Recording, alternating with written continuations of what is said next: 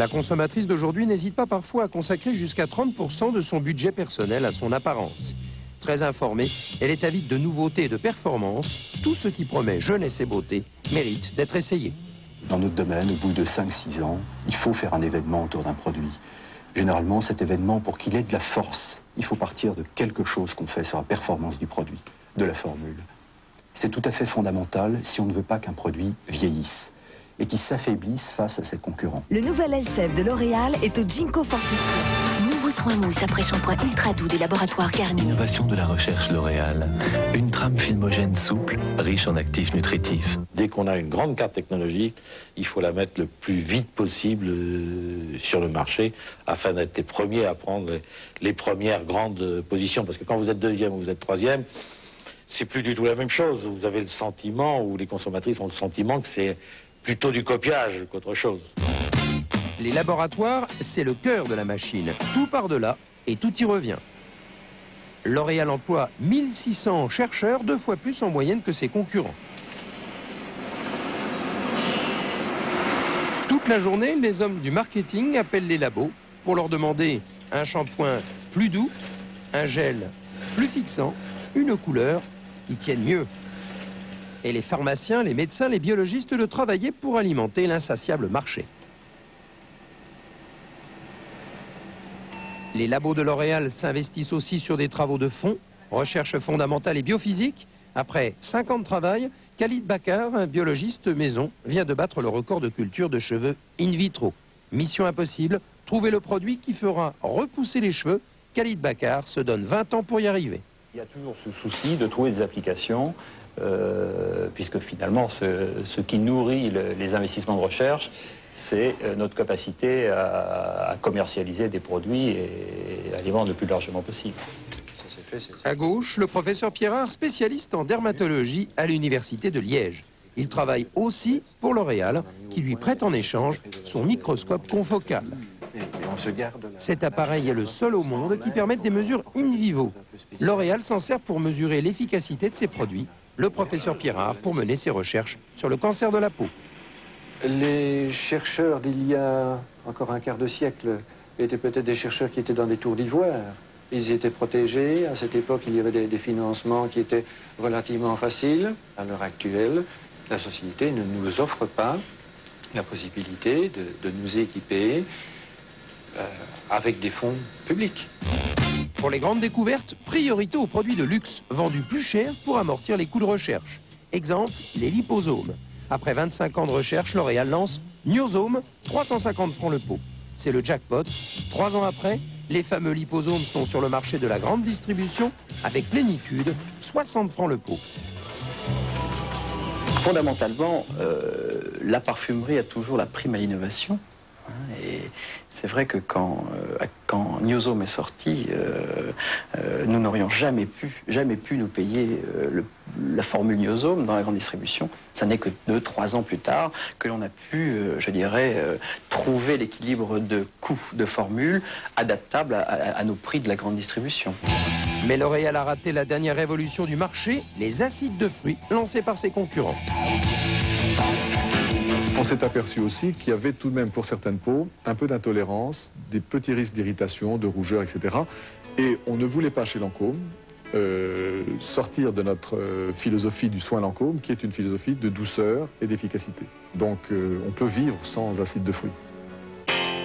Le patron de Lancôme a beau se défendre d'avoir raté le coche, le numéro 1 mondial des cosmétiques peut difficilement négliger ce marché. Et voilà, Excella 3 aux acides de fruits justement. Excella 3 ou comment rattraper le train en marche. L'Oréal s'est fait doubler sur le marché du luxe. Elle sera la première sur la grande distribution, la première à démocratiser les acides de fruits. Pour l'événement, les rédactrices de la presse beauté ont été convoquées à l'usine de la Barbière, en région parisienne. Excella 3 est vendu 50 francs en crème, mais aussi en gel, pour se donner toutes les chances de satisfaire le plus grand nombre. Les responsables marketing affinent leur présentation. Les résultats sont également excellents sur les peaux sensibles.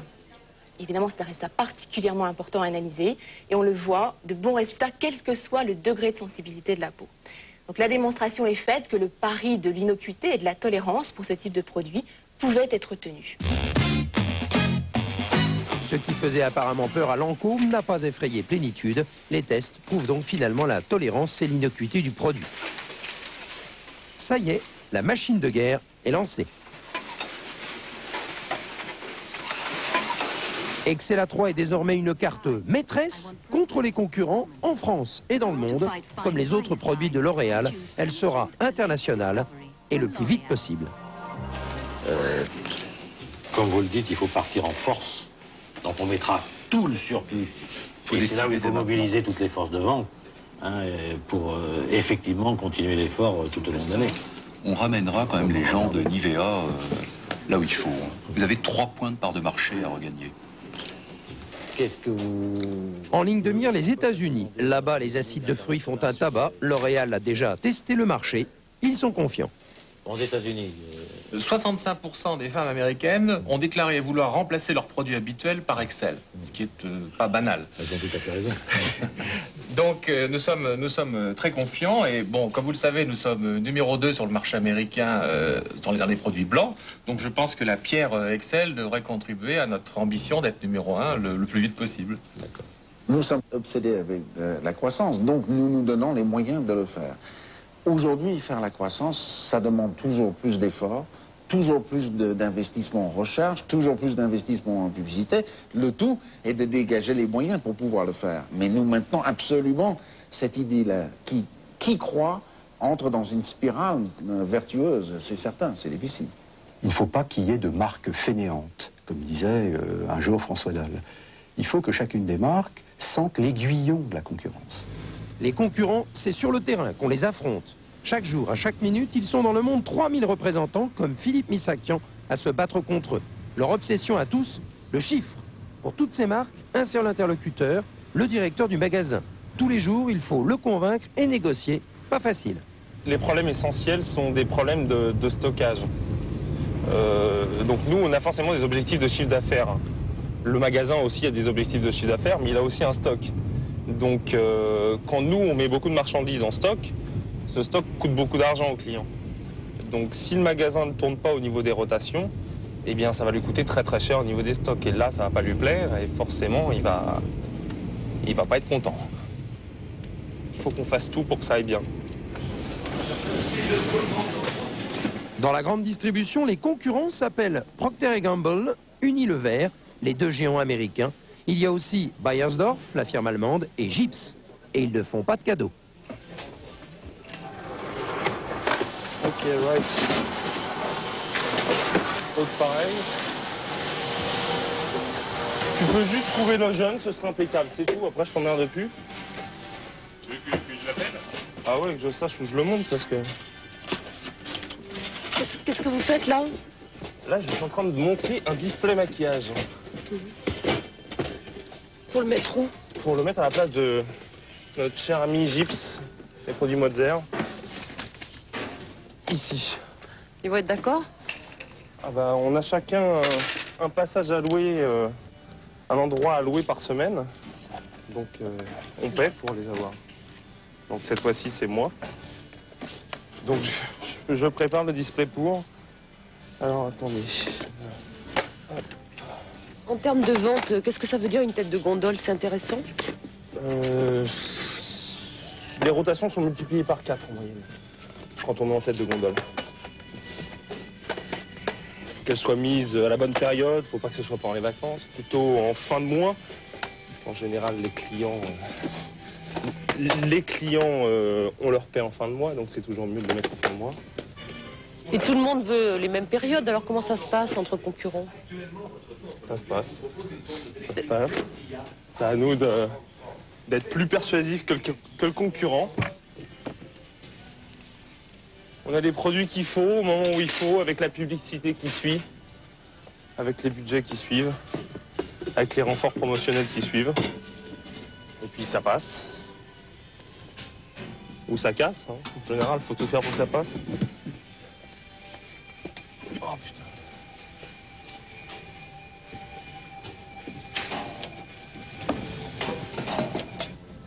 Il faut se battre pour tous les produits, hein, que ce soit Studio Line ou un autre. Hein. Et aujourd'hui, il y a Motzer qui est sorti, qui qui marche aussi bien. Il faut toujours battre, que ce soit sur les... C'est pas parce qu'on est leader qu'on ne va pas se battre sur un produit. Qu'est-ce qu'on peut faire pour contrer un nouveau produit qui débarque? Concrètement, ça veut dire ça. Venez voir sur la... Donc, concrètement, ça veut dire ça. Vous voyez Studio Line, vous voyez Motzer. Au départ, quand Motzer s'est implanté, je savais qu'il allait s'implanter. Il s'est implanté en plein milieu de la gamme Studio Line. En plein milieu, c'est-à-dire j'avais du Studio Line au-dessus, Studio Line sur les côtés, Studio Line sur les côtés, Motzer en plein milieu, au sein du leader. Donc pour les rotations, ça ne pouvait être, pour un lancement, ça ne pouvait être pas mieux. Et en fait, j'ai bien fait comprendre au client qu'il allait casser une marque leader en mettant un concurrent en plein milieu et que c'était tout à fait incohérent. Et donc j'ai réussi à faire déplacer Motzer sur le côté. Et puis voilà, tout simplement. En tout cas, au sein du rayon, vous pouvez voir que Motzer a la place qui lui est due et Studio Line la sienne. C'est bien de travailler pour une marque leader? C'est bien et pas bien à la fois. Quand on est leader, on nous en demande toujours plus de chiffres, toujours plus de performances, toujours plus d'investissements sur le terrain, des heures comme vous avez pu voir ce matin. C'est tous les jours ça. Voilà, alors ils sont comme ça à 32 000 pratiquement, plutôt très bien payés, à se battre tous les jours pour leur entreprise, qui est, je vous le rappelle, le numéro 1 mondial des cosmétiques et qui vaut évidemment énormément d'argent. L'Oréal vaut aujourd'hui 73,5 milliards de francs. Et la famille qui la contrôle possède de loin la première fortune de France. Alors, pour savoir qui elle est, regardez ce savant montage financier. L'Oréal est détenu à 51% par une holding, elle-même détenue par la famille Bettencourt. Liliane Bettencourt est la fille du fondateur de L'Oréal, un chimiste, Eugène Scheller. Et ce contrôle est détenu pratiquement à égalité avec le géant suisse Nestlé. Les deux associés sont liés par un pacte qui dure depuis 20 ans et qui arrive à expiration aujourd'hui. Alors beaucoup se posent la question de savoir si le géant suisse Nestlé prendra demain le contrôle de L'Oréal. Écoutez la réponse d'un grand spécialiste de la valeur, Yves May. Je suis à peu près persuadé que des actionnaires importants de Nestlé feront pression sur la direction pour s'alléger dans cette participation de L'Oréal dans les mois qui viennent. Bien entendu avec l'accord de Mme Bettencourt et l'accord de la direction de L'Oréal pour que ce soit entre des mains amies, que ce soit des institutionnels français ou éventuellement des industriels. Voilà mon opinion. Le pari de capital, donc, Liliane Bettencourt, la femme la plus riche d'Europe après la reine d'Angleterre, gardera donc ses actions L'Oréal. Pour elle, c'est toute une vie. Nestlé, en revanche, pourrait en vendre une partie. Nestlé qui a réalisé une énorme plus-value en investissant sur L'Oréal. Et à ce moment-là, les appétits seront sûrement nombreux. La semaine prochaine,